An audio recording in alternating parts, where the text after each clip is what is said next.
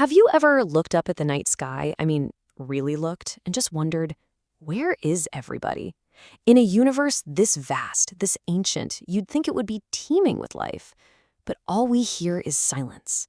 Today, we're going to dive into why that silence might just be the most terrifying sound in the entire cosmos. Where is everybody? It's such a simple question, right? Famously asked by the physicist Enrico Fermi, and it's the heart of this incredibly chilling mystery. Because when you actually start to crunch the numbers, the silence makes absolutely no sense at all.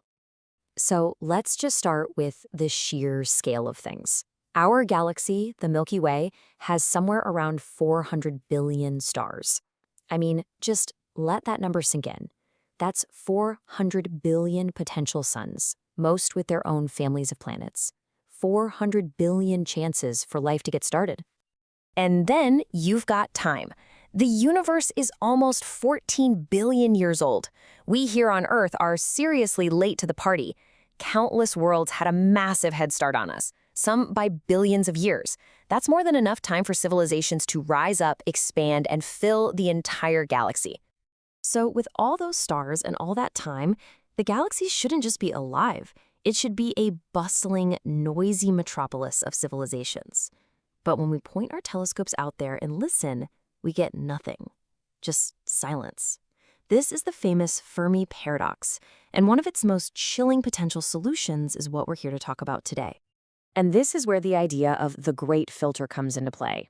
It suggests that the journey to becoming a star-faring civilization isn't a simple, straight line. Instead, it's more like a treacherous cosmic obstacle course, one that almost no one manages to survive. The theory, which was put forward by an economist named Robin Hanson, is as simple as it is terrifying. The idea is that at some point on that long, long journey from simple life to a galactic civilization, there's a wall, a filter so difficult to pass that it stops almost every form of life in its tracks.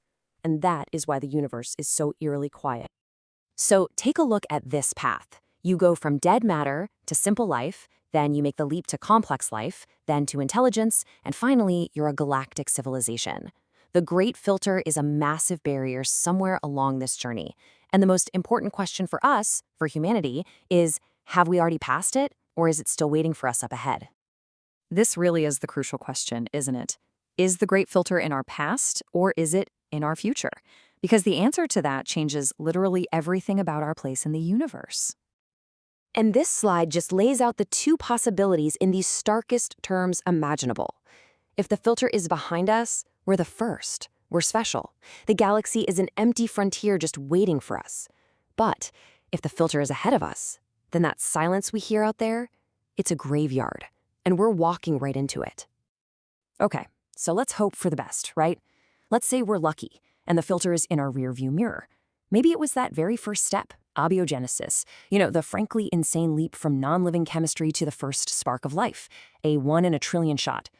Or maybe it was the emergence of complex cells, an event that took billions of years, and get this, only happened once in Earth's history. If that's the case, the galaxy could be full of simple life, but we're the only ones who ever got smart enough to build spaceships.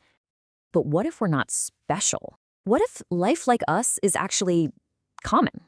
Well, that's where the nightmare scenario really begins. And it's why finding aliens could, paradoxically, be the worst news humanity has ever received.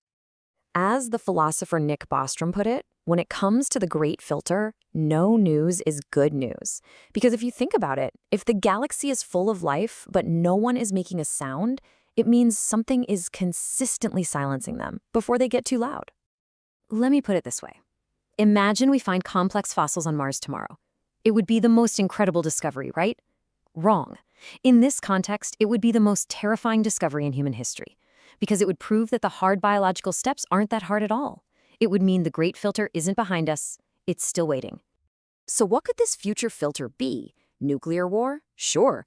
Climate collapse? Absolutely. A rogue AI? It's on the list. Or maybe it's something we haven't even dreamed up yet. The list of potential self-destruct buttons for a civilization like ours is, well, it's long, and it seems to be getting longer. And that, right there, is the real power of the Great Filter theory.